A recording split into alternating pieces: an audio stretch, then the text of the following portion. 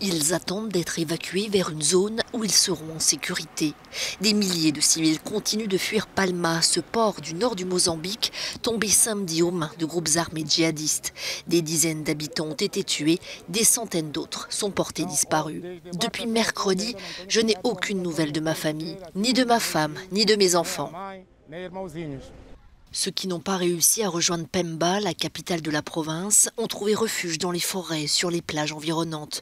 D'autres ont investi le site gazier piloté par Total. Les organisations humanitaires tentent de venir en aide aux civils qui ont tout laissé derrière eux. La priorité ne devrait jamais être de protéger uniquement les infrastructures et les investissements.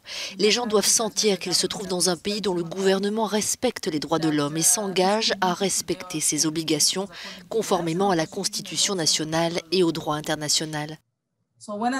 Lorsque de telles attaques se produisent, il est important que la sécurité soit assurée quelque part et que cette sécurité soit fournie par l'État. Si l'État ne peut pas la fournir, que ce soit l'État qui la recherche.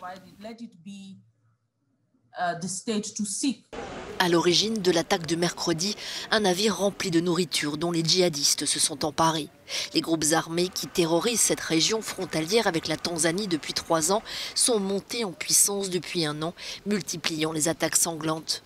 Ils contrôlent le port stratégique de Mocimboa da Praia depuis août 2020, un port crucial pour l'arrivée du matériel nécessaire aux installations gazières.